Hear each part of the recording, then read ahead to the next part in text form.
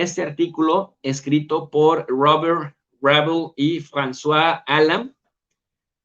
Atrapado por un falso sentido de la moralidad envuelto en arrogancia y cálculos maquiavélicos, ya lo hemos explicado con Manuel Méndez Alonso, historiador experto en el pensamiento de Nicolás Maquiavelo, dice el artículo, atrapado por un falso sentido de moralidad y envuelto en arrogancia y en cálculos maquiavélicos, Washington corre el riesgo de llevar el mundo al precipicio del abismo y esto debe prevenirse. Antes de la reunión de la OTAN en Vilnius el 11 de julio, 46 expertos en política exterior en una carta abierta recomendaron medidas para asegurar la victoria de Ucrania y restablecer el control total sobre sus fronteras de 1991, reconocidas internacionalmente, además de anclar a Kiev en los arreglos económicos y de seguridad de la Alianza Transatlántica. Partiendo de la noción de que el presidente ruso Vladimir Putin había fracasado en su ambición revisionista de rehacer la seguridad de Europa, los autores enfatizaron que Putin tenía que abandonar su objetivo de establecer el control de Ucrania y que Kiev no debía quedar en una zona gris de ambigüedad, invitando a la agresión rusa. Los autores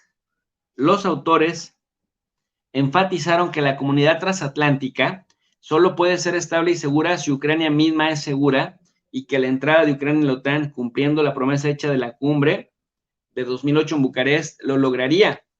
Con estos objetivos en mente, los autores en este artículo, que se llama Los estadounidenses deben detener la marcha hacia la Tercera Guerra Mundial en Ucrania, Robert Rabel y François Hallam, los autores señalan que se apoya una rápida admisión de Ucrania en la OTAN y al mismo tiempo que se ofrecen a Kiev las mismas garantías de seguridad que tiene cada miembro de la OTAN en virtud del artículo 4 y 5. La suya es una hoja de ruta para convertir a Ucrania en miembro de la OTAN en todos los aspectos, pero de nombre hasta su admisión oficial. Los autores recomiendan que la OTAN, y ahora se refiere a los autores de la carta que le mandaron a Biden antes de que fuera la cumbre de Vilnius.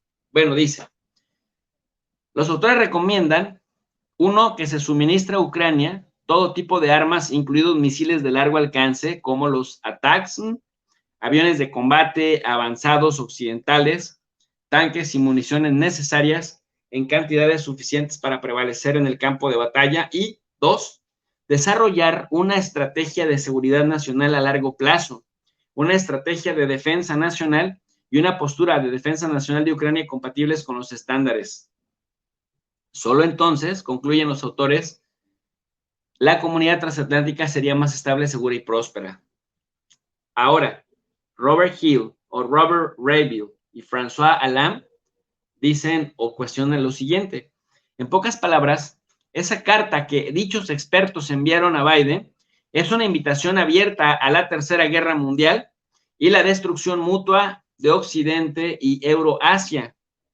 Esto dicen Robert Rabel y François Hallam.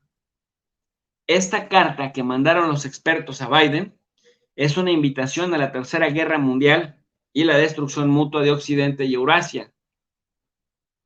Se basa en un análisis defectuoso, envuelto en arrogancia, en indiferencia e ignorancia de la historia, la geografía y la geopolítica, dicen en The National Interest, François Hallam y el analista Robert Rabel. Dice, lo que los autores presentaron es el astuto argumento de que Putin tenía una política revisionista para rehacer la seguridad de Europa, sin ni siquiera hablar de boquilla sobre el impacto de la expansión de la OTAN hacia el este, hasta el lugar de la capital de Pedro el Grande. Sin embargo, subrayaron que la admisión de Ucrania en la OTAN cumpliría la promesa hecha en Bucarest en 2008, ignorando el hecho obvio de que la OTAN rodearía a Rusia. Esos autores critican, Robert Rabel y François Hallam, critican que esos autores que mandaron la carta a Biden no prestaron atención a las objeciones e intentos de los líderes rusos para disuadir a Occidente de ampliar la OTAN. Visto a través del prisma ruso, Occidente, especialmente Estados Unidos, ha continuado incumpliendo sus garantías o engañando a Rusia para que esconda la cabeza en la arena, con respecto a su seguridad nacional, reconfirmando lo que el presidente George Bush, padre, le había prometido al líder soviético Mikhail Gorbachev en la cumbre de Malta en diciembre de 1989. El secretario de Estado James Baker de aquella época le dijo a Gorbachev en febrero del 90 en Moscú, cita textual de lo que le dijo James Baker en su calidad de secretario de Estado a Mikhail Gorbachev. Entendemos la necesidad de garantías para los países del este. Si mantenemos una presencia en una Alemania que es parte de la OTAN, no habría una extensión de la jurisdicción de la OTAN para las fuerzas de la OTAN ni una pulgada más hacia el este. Así que ahí se viene incumpliendo esa promesa. Bueno, pues en este artículo, Americans Must Stop the March to World War III over to Ukraine, tanto Robert Rabel como François Alam dicen que pocos años después, en su cumbre de Madrid en el 97, la OTAN invitó formalmente a 3 antiguos satélites soviéticos, Polonia, Hungría y República Checa, a unirse a la Alianza Occidental. No menos de 2 semanas después de que su ingreso se hizo efectivo en marzo del 99, la OTAN comenzó a bombardear Serbia, el aliado de Rusia, en un esfuerzo por poner fin a sus operaciones militares en Kosovo. Descartando cualquier consideración de seguridad rusa, la segunda ronda de ampliación de la OTAN comenzó en el año 2002, después de lo cual Bulgaria, Estonia, Letonia, Lituania, Rumania, Eslovaquia y Eslovenia se convirtieron también en miembros de la OTAN en marzo de 2004. Moscú fue clara y expresó su preocupación, particularmente con la adhesión de los estados bálticos de la OTAN. En poco tiempo, las relaciones entre Estados Unidos y Rusia se enfriaron después de las revoluciones de la la naranja y Maidán en Georgia en 2003, en Ucrania en 2004 y en Ucrania misma en 2014, lo que colocó a Washington y a Moscú en un choque frontal. Considerados duramente por mucho tiempo como zonas de amortiguamiento entre Rusia y Occidente, el cambio de gobierno prooccidental en Georgia y en Ucrania, más o menos instigado por Estados Unidos, reconfirmó a Moscú que la expansión de la OTAN apuntaba a Rusia y la dejaba con una percepción de seguridades pues amenazadas. Esto condujo a la anexión de Crimea por parte de Rusia en 2014 y la invasión de Ucrania en 2022, luego de la expansión integral y sistemática de la seguridad de la OTAN en el Mar Negro, Rumania, Bulgaria, mientras que al mismo tiempo armaba a Ucrania. Y bueno, a eso le sumamos Grecia y Turquía. De hecho, en Evian en 2008, el presidente Dmitry Medvedev resumió las preocupaciones de Rusia. El problema real es que la OTAN está llevando su infraestructura militar hasta nuestras fronteras y está trazando nuevas líneas divisorias en Europa, esta vez a lo largo de nuestras fronteras occidental y meridional. No importa lo que nos digan, es natural que veamos esto como una acción dirigida contra nosotros. Medvedev no fue el único que amplificó las amenazas de seguridad de la OTAN a Rusia. George Kennan, autor de la política de contención de la Unión Soviética de Washington y destacado rusófilo y experto en Rusia, o rusólogo, más bien rusólogo que rusófilo, rusólogo, porque era medio rusófobo, pero era experto en Rusia. George Kennan afirmó que expandir la OTAN sería el error más fatídico de la política estadounidense en toda la era posterior a la Guerra Fría. Más tarde explicó, en su calidad de experto, George Kennan, creo que es el comienzo de una nueva Guerra Fría. Creo que los rusos reaccionarán gradualmente de manera adversa y afectará a sus políticas. Creo que es un error trágico. No había ninguna razón para esto en absoluto. Nadie amenazaba a nadie más. Esta expansión haría que los padres fundadores de este país se revolvieran en sus tumbas. Esto en relación a la expansión de la OTAN sin que Rusia les amenazara. Y si, como mirando una bola de cristal, subrayó correctamente que hay poca comprensión de la historia rusa y de la historia soviética y predijo, George Kennan, por supuesto que va a haber una mala reacción de Rusia y luego los patrocinadores de la OTAN decidirán que siempre les dijimos que así son los rusos de violentos y que se justificaba. Siguiendo sus pasos, 50 destacados expertos en política exterior, incluidos ex senadores, oficiales militares retirados, diplomáticos y académicos, enviaron en aquel entonces una carta abierta al presidente de los Estados Unidos, Bill Clinton, en junio del 97, en la que describían su posición de la expansión de la OTAN, calificándola como un error de política de proporciones históricas. Como se actualizó la profecía de Kennan en 2022, la mentalidad equivocada de política exterior que allanó el camino para la invasión rusa de Ucrania ha asumido un punto de vista infalible. Apoyar a Ucrania subió al altar de una obligación divina de proteger la democracia y defender la paz en Occidente contra la autocracia y la maldad. El presidente Putin, al igual que Saddam Hussein, personificaba en la visión estadounidense el mal y por lo tanto tuvo que ser removido o quitado los colmillos para redimir a Rusia. La disidencia se ha vuelto equivalente a la violación de un guión sacrosanto, un guión de guerra por la democracia separado de la realidad, las normas democráticas y el asombro, el costo de la guerra para todas las economías occidentales. En la misma línea que la administración Clinton, la de Biden, alentada e incitada por los principales medios de comunicación, los neoconservadores, los intervencionistas liberales y los grupos de expertos vinculados al sistema de defensa han potenciado esa postura. Finalmente, cabe señalar, esto es de verdad muy, muy importante, que sin duda, a pesar de sus agravios, Rusia cometió un error estratégico al invadir Ucrania y subestimar la voluntad de los ucranianos de librar una guerra patriótica. Esa es la mentalidad que están manejando en Estados Unidos. El apoyo militar de la OTAN a Ucrania condujo a la retirada de Rusia a Crimea y Donbass, donde Moscú construyó sus defensas. Aquí ni Putin ni ningún líder ruso reconocerá la derrota en esas áreas. Donbass ha sido parte integral de la formación de Rusia y posteriormente de la Unión Soviética desde la derrota de los mongoles por parte de Moscú en el siglo XV. Significativamente, Crimea y sus alrededores en el este-sur de Rusia ocuparon un lugar destacado en el impulso de Moscú para expandir, proteger y proyectar el poder del imperio zarista.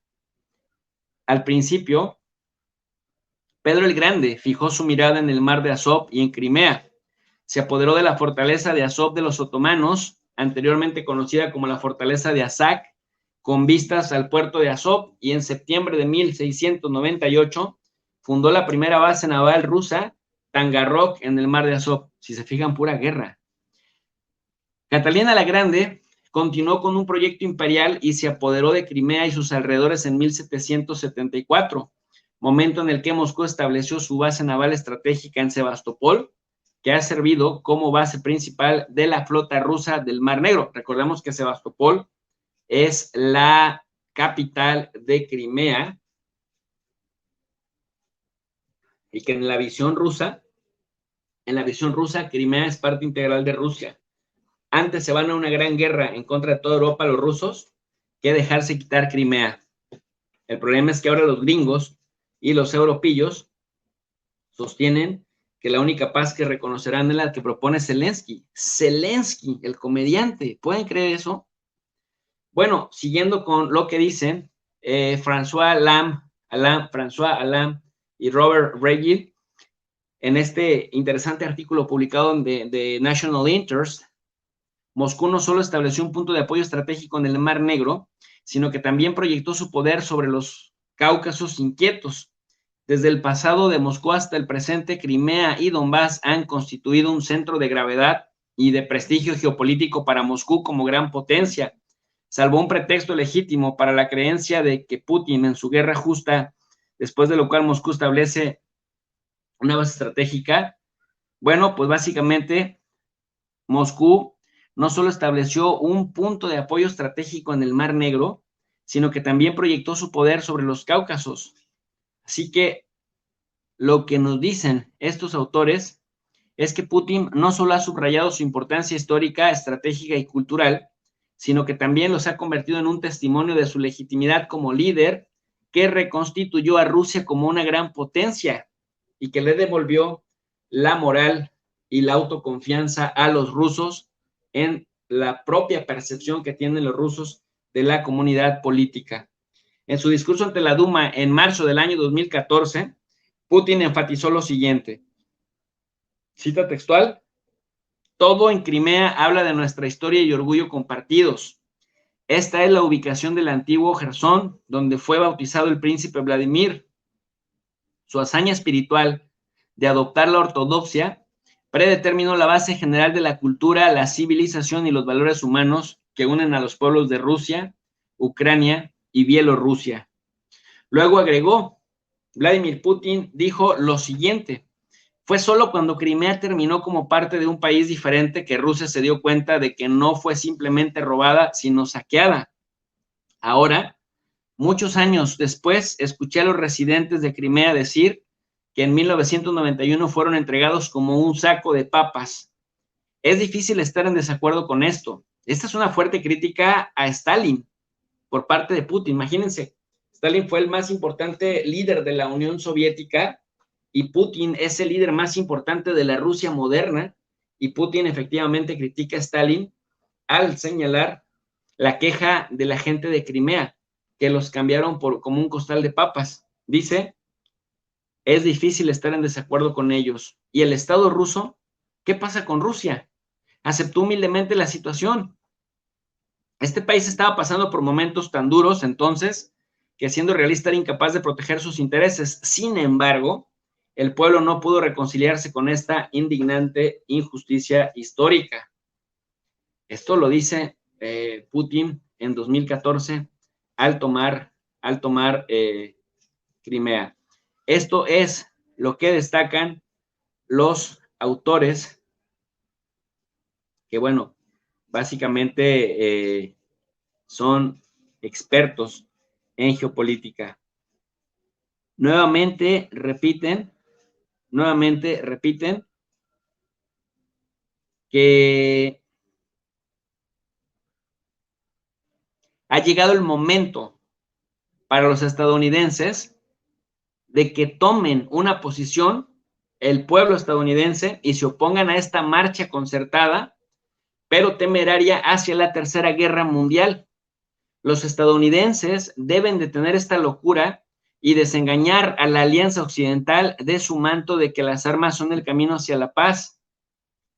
Lo dice Robert Rayville, que es profesor de Ciencias Políticas en la Florida Atlantic University, y lo dice también François Alam, abogado y secretario general de la Federación Cristiana del Líbano y el Levante, quienes han escrito este artículo que les he compartido. Porque ellos se preguntan, ¿no?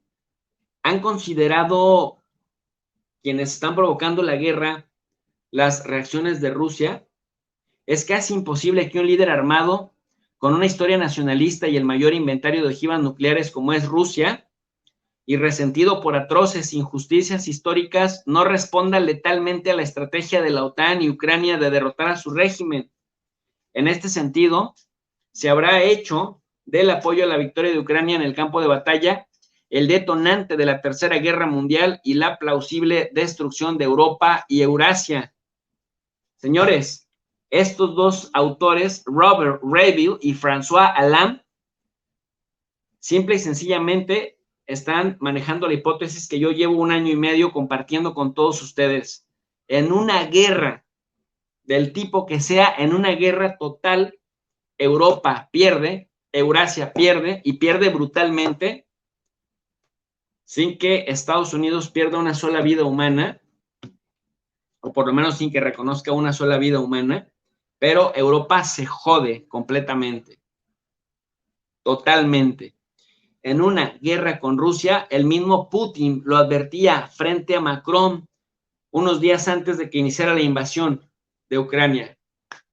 Si ustedes en Europa intentan ayudarle a Ucrania a recuperar Crimea, entonces habrá una gran guerra de la que no habrá ganadores. Esto se lo dijo muy claro Putin a Macron. Macron se hizo pato y nomás le dijo, no señor, no habrá guerra. Pues así las cosas, mis queridos alumnos digitales. He compartido con ustedes dos textos por demás interesantísimos.